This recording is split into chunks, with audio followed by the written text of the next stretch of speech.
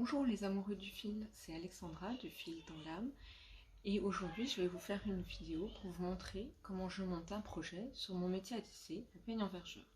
J'insiste sur le jeu parce que c'est ma façon de faire, mais il existe autant de façons de faire différentes que de tisserands. Donc il est important que vous trouviez votre propre façon de faire, celle qui vous convient. Donc la mienne vous conviendra peut-être, mais peut-être pas. Vous pouvez prendre certaines parties que je vous explique dans ma vidéo pour les adapter à vous. Voilà. Donc, à la fin de la vidéo, je vous parlerai aussi d'un concours que je vais mettre en place. Donc, je vous en avais parlé en description de la vidéo, de la dernière vidéo. Voilà. C'est un concours pour gagner quelque chose de chez Hobby. Je vous donne rendez-vous en fin de vidéo pour vous révéler ce qu'il y a à l'intérieur du sac. Alors, pour les personnes qui crochettent, je voulais juste vous montrer en ce moment, je fais une petite couverture. Voilà, je suis presque à la moitié, en point un peu, en point granit. Voilà. Je vais, pour celles que ça intéresse, je vais écrire un tutoriel que je mettrai disponible sur ma page. Alors c'est vraiment une couverture très simple à faire. Donc elle est idéale pour les débutants. Donc en fait elle se commence par le coin et on augmente de chaque côté. Voilà. Et ensuite pour la deuxième partie on diminue pour créer un carré.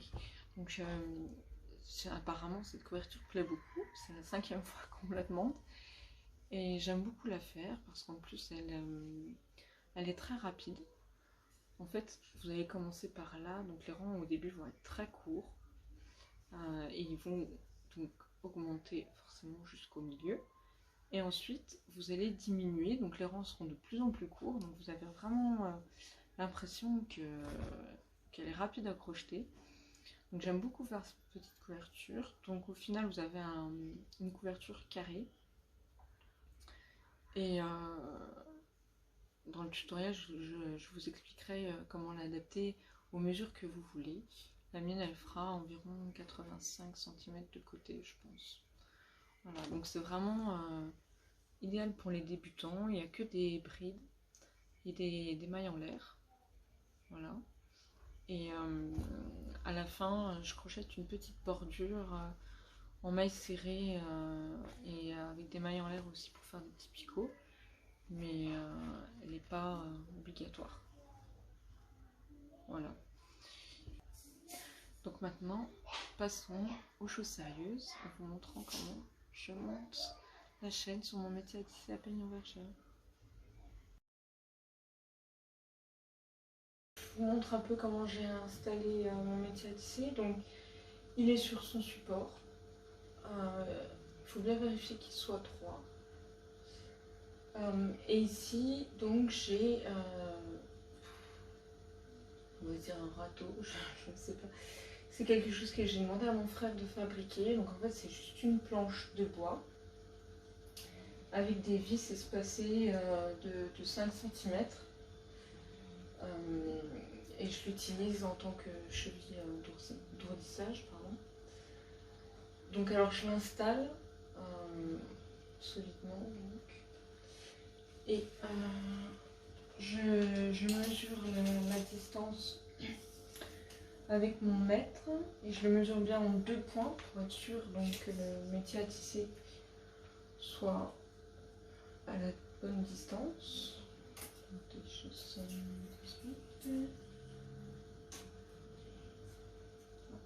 117. Voilà. Alors,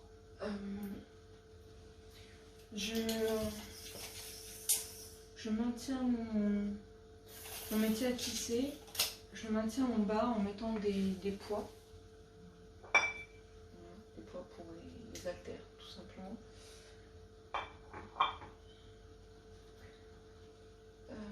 Voilà, je pense que c'est tout pour la mise en place du métier. Je vais couper la vidéo et je vais vous déplacer pour que vous voyez un petit peu ce qui se passe plus vers le métier à tisser. Donc ici c'est l'arrière du métier. Et mon râteau, il est de ce côté-là. Voilà, voilà. Alors, donc je l'ai installé comme ça. En fait, j'ai accroché ici avec des restes de fil pour que la baguette d'attache reste bien comme ça pendant que je monte ma chaîne. Ici, j'ai mis des petits repères avec des restes de fil encore pour ne pas avoir à compter combien de fils je monte à chaque fois.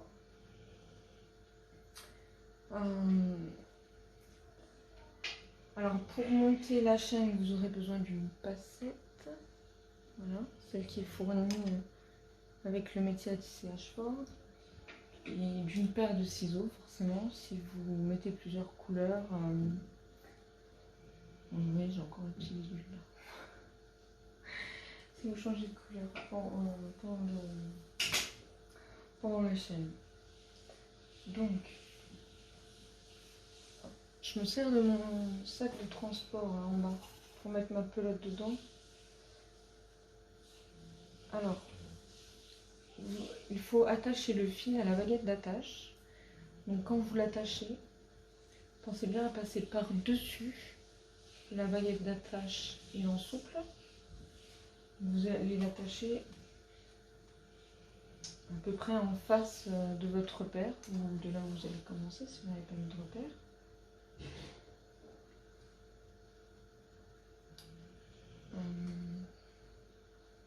Je vais vous changer de place encore parce que en fait je me rends compte que vous n'allez pas voir ma manipulation. Donc ici c'est l'arrière de mon métier. Je le rappelle, je vous ai déplacé. Alors, donc avec ma passette, avec la partie la plus grande, je vais la passer dans la fente. Voilà. Et je vais venir récupérer mon fil de chaîne là. Et je vais l'installer sur mon râteau ou ma cheville de routissage.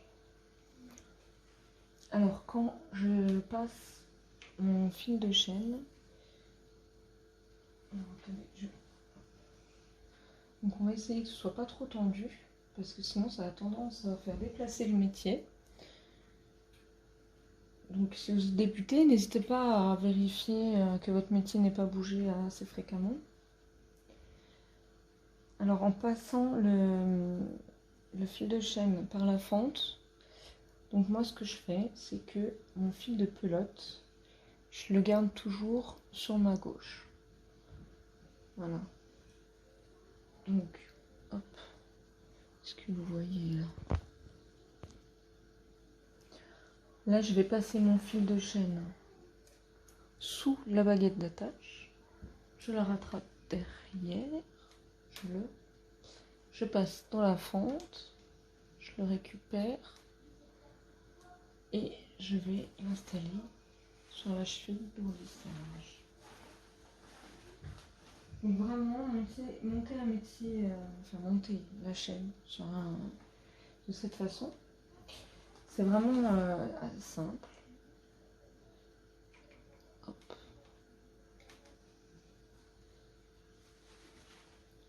Vous prenez juste votre fil que vous mettez sur votre cheville de roulissage. Alors, si vous voulez changer de couleur, vous coupez votre fil un peu plus loin et vous le nouez sur la baguette d'attache. Et ensuite, avec votre nouvelle pelote, vous attachez votre fil et vous continuez tout simplement.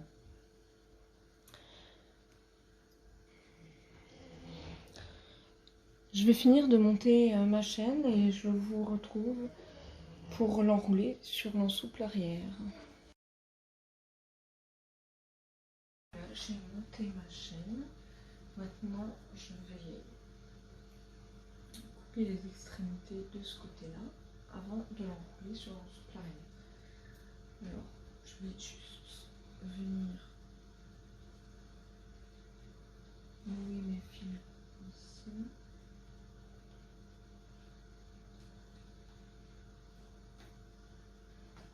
Et là aussi. Non, je n'ai pas pris de façon égale, c'est pas grave.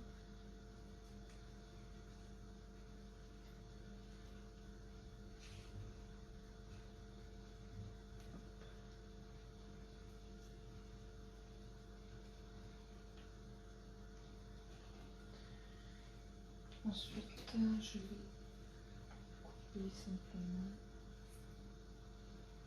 chaque partie.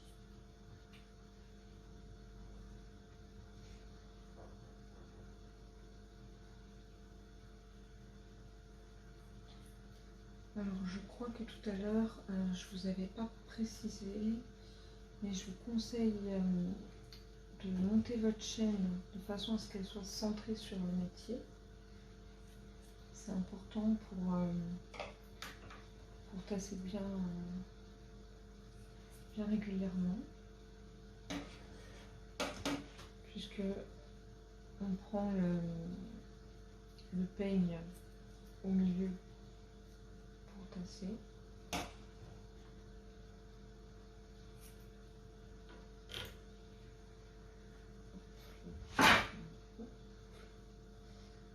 Je pense que j'ai mis un peu trop de tension dans ma chaîne. Alors, je vais déplacer la caméra pour que vous voyez l'ensuite au peigne. Et je vais commencer à enrouler ma chaîne. Donc alors, hop. Je vais poser mon pied sur le support pour maintenir.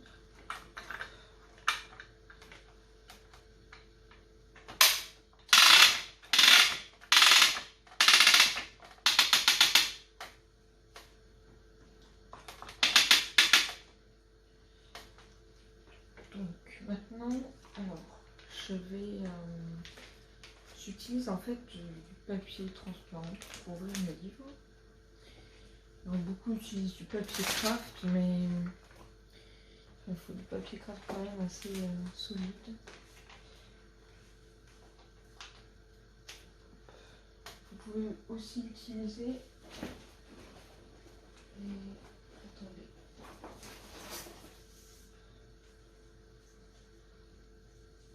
Les baguettes en carton qui sont fournies avec le métier normalement. Je vais en mettre une, je pense, ici.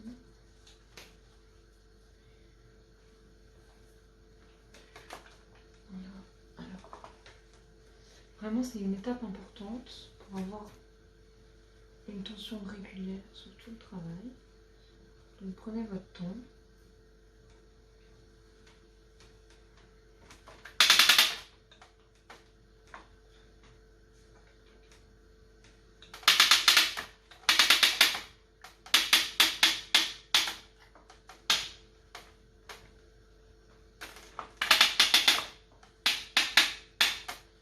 Alors, j'utilise que le papier plastique. Moi. Si vous utilisez que les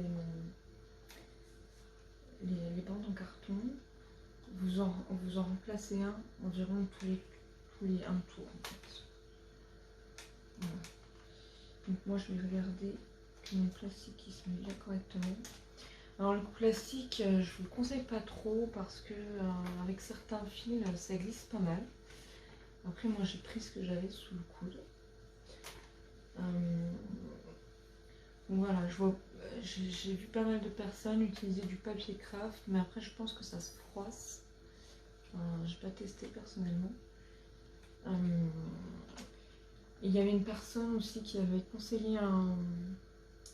Comment ça s'appelle? J'ai oublié le nom. Ce qu'on met dans le fond des tiroirs. Je vais essayer de retrouver comment ça s'appelle, mais je vous le mettrai en description. Et voilà, prenez vraiment votre temps.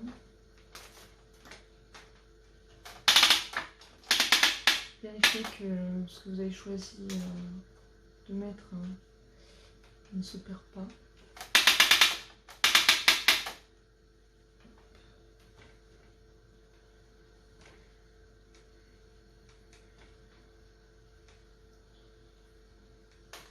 Voilà, je suis déjà presque à la fin.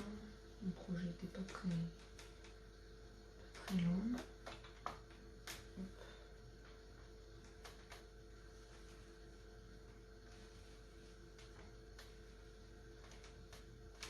Vraiment cette étape, vous prenez votre temps et si vous pensez que vous avez mal fait, ben vous recommencez.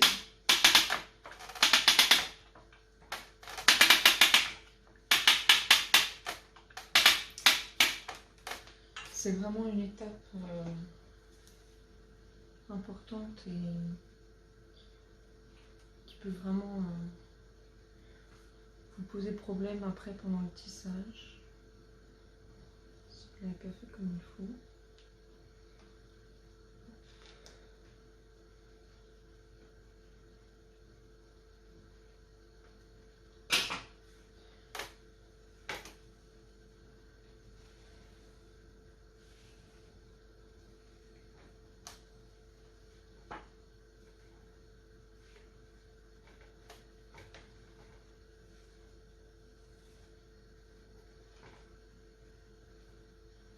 Je sais pas pourquoi, mais j'adore faire ça. De laisser mes doigts dans le film. Voilà. Si vous les placez bien, vous regardez ici qu'il y a une tension à peu près égale.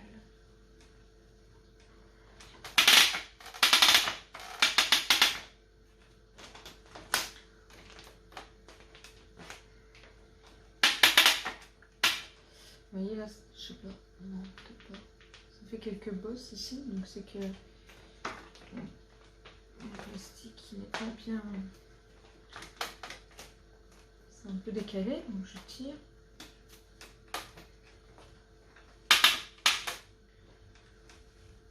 Donc en fait, il faut regarder ici pour vérifier que vos fils soient toujours tendus de façon égale. Et ici aussi, pour voir que les fils ne se chevauchent pas et que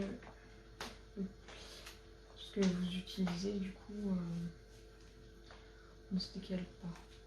De toute façon, si ça se décale, pardon, vous allez rapidement le voir quand même. Après, voilà, je pense que je suis pas trop mal. Donc voilà. Maintenant, je vais m'installer ailleurs et puis on se rejoint pour commencer l'enfilage.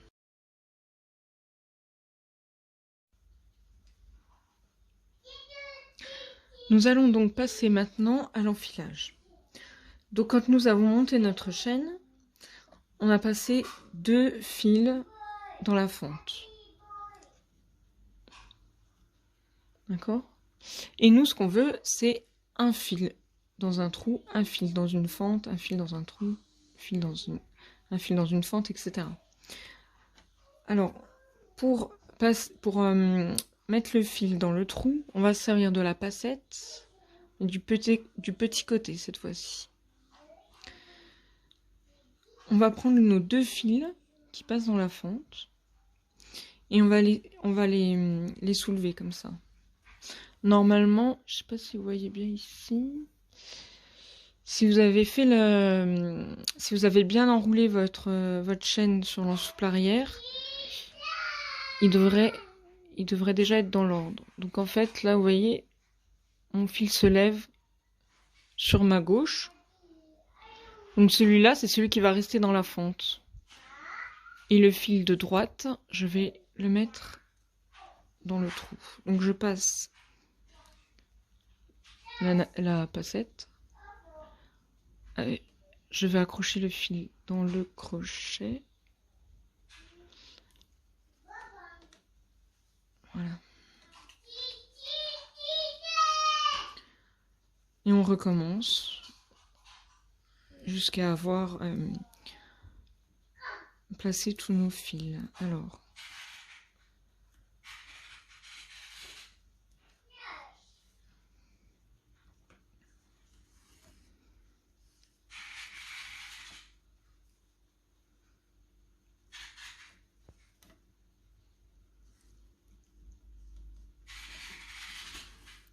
donc, je vais répéter une dernière fois.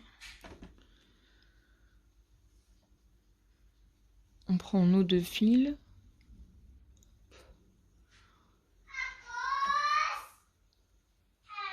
On les soulève comme ça. Et on voit lequel est sur notre gauche. c'est celui qui reste dans la fente. Celui qui est à droite, on le prend et on le passe dans le trou. Voilà, c'est pas plus compliqué que ça. Normalement, si vous avez bien enroulé la chaîne, ça va vraiment tout seul. Donc, je vais terminer de faire l'enfilage. Et ensuite, je vous montre comment attacher les fils de chaîne à la baguette d'attache.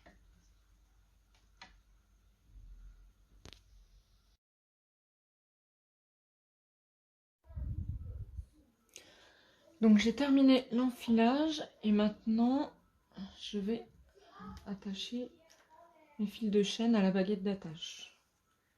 Alors vous pouvez déjà voir, contrôler que vous avez bien un fil dans chaque trou. Voilà. Alors maintenant, ce que je vous conseille de faire, c'est de repérer votre fil le plus court. Alors, on va bien. Je pense qu'il est là. Voilà, et vous vérifiez que vous avez assez de marge pour l'attacher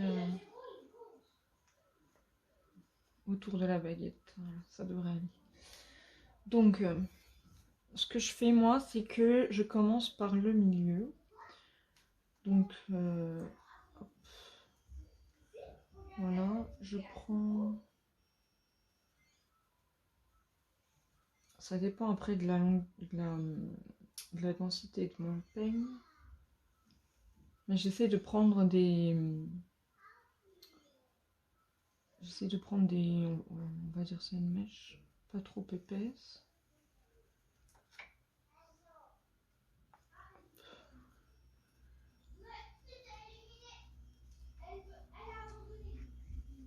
Donc voilà. Alors, attendez, je vous montre. Donc je le sépare en deux. Je passe comme ça. Et je fais ressortir sur le côté. Et pareil ici. Et je vais juste faire un seul nœud. J'en ferai un deuxième après. Hop là. J'ai un fil qui s'est sauvé, c'est pas grave.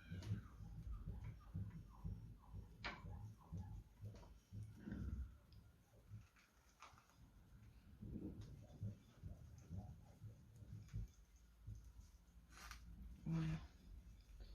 Ensuite, je viens faire ceux aux extrémités.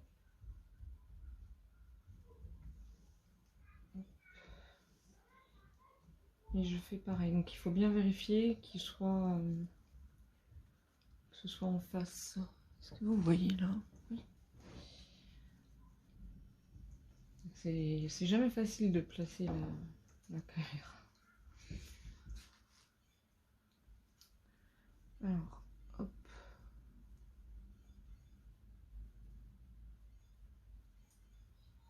Un, deux, trois.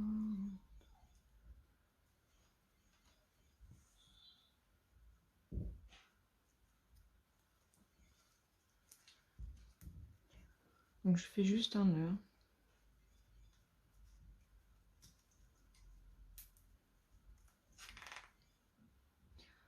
Alors, maintenant je vais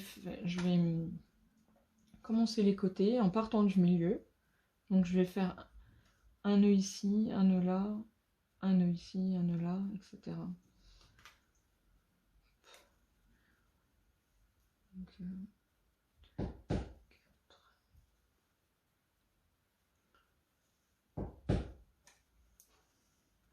Donc, je prends une mèche que je sépare en deux.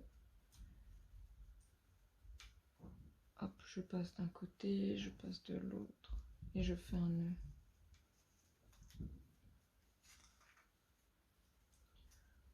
Je vais recommencer de l'autre côté.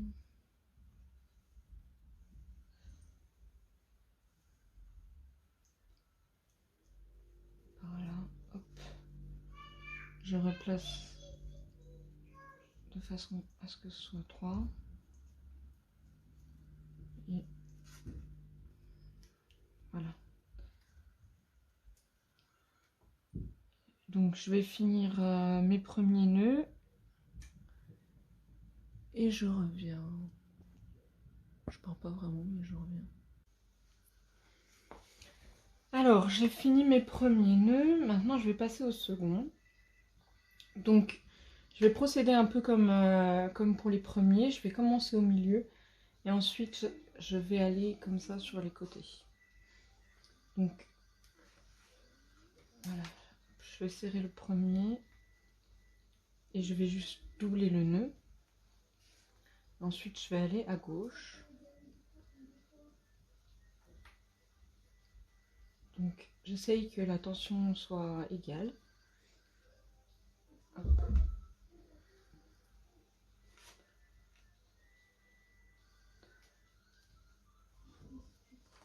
Voilà, je viens serrer et je double le nœud.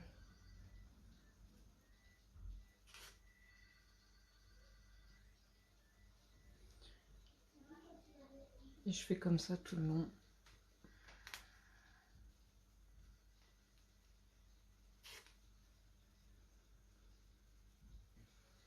Voilà, donc j'ai terminé. Alors, maintenant je vais faire quelques duites avec un fil que je vais doubler.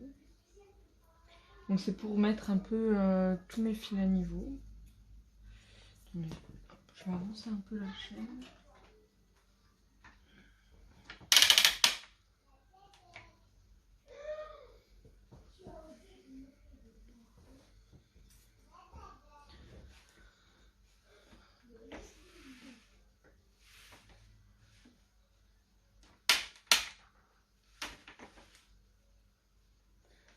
Donc, je vais placer le peigne en position haute et je vais passer un fil assez épais en double. Donc, certaines personnes utilisent les baguettes en carton qu'on peut placer aussi sur l'ensouple arrière. Mais je trouve que avec le fil en double, les fils de chaîne se placent un peu plus rapidement et du coup vous perdez un peu moins de longueur de chaîne. Alors le peigne en position basse.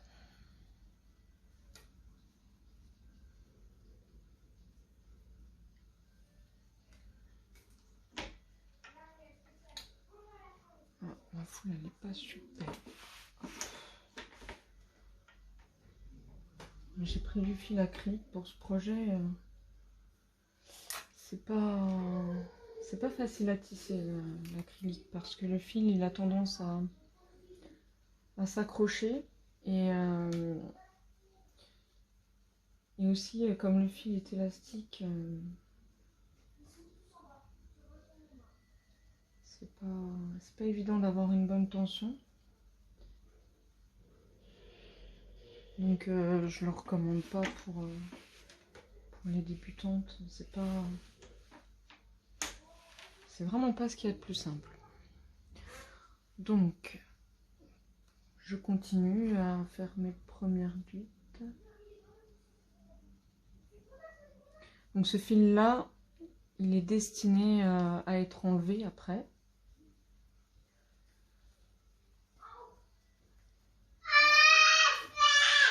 Et après ces quelques rangs, vous allez pouvoir commencer à tisser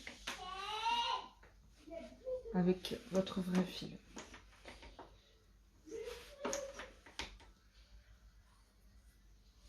Vous voyez là, ils sont déjà presque à niveau.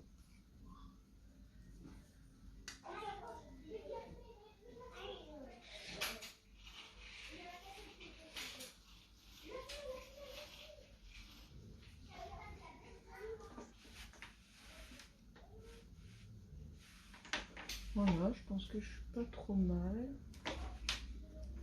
Bon, c'est pas... J'ai pas trop tassé droit. Bon, c'est parce que je suis pas en face de mon métier, mais c'est pas grave, je vais recommencer après. C'était surtout pour vous montrer.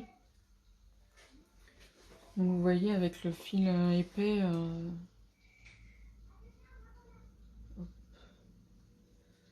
le dernier fil, je vais le mettre comme ça. Voilà. Donc maintenant, vous pouvez tout à fait commencer à tisser.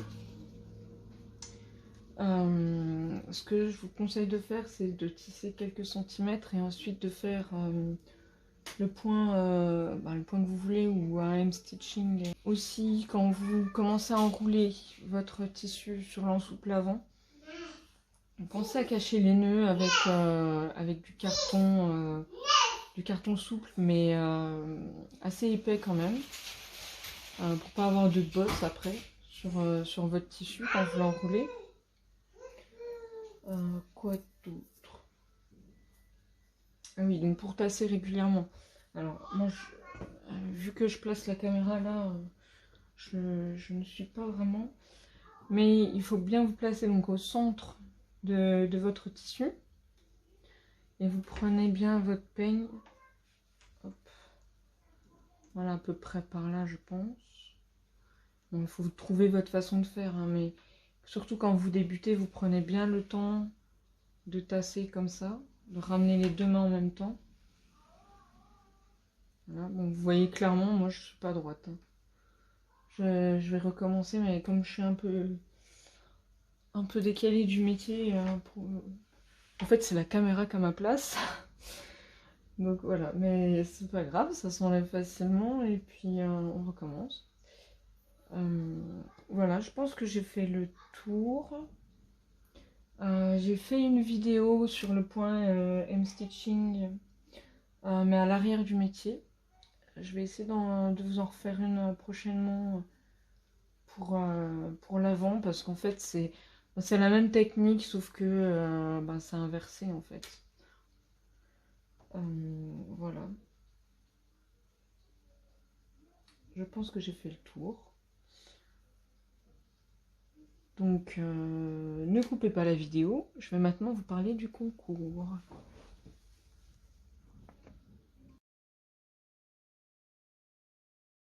Nous voilà à la fin de la vidéo et je vais maintenant vous révéler ce qu'il y a dans ce sac et que je vais vous faire gagner. Alors, je voudrais déjà beaucoup remercier Hobby de nous offrir ce magnifique lot, enfin de vous offrir. Je vais vous parler aussi brièvement des conditions de participation. Donc le concours va se dérouler à partir de maintenant jusqu'au 31 juillet 2021 inclus. Donc je ferai le tirage au sort le 1er août. Tout ce que vous avez à faire, c'est aller en description de la vidéo et vous allez trouver le lien. Donc vous suivez ce lien, soit sur Facebook, soit sur Instagram, et vous mettez juste un petit commentaire à la publication dédiée. Je ne vous demande pas de me suivre, ni d'inviter qui que ce soit d'autre à participer, c'est à votre bon vouloir. Si vous décidez de me suivre, ça me fera toujours plaisir, sinon c'est pas grave. Alors, qu'est-ce qu'il y a dans ce sac?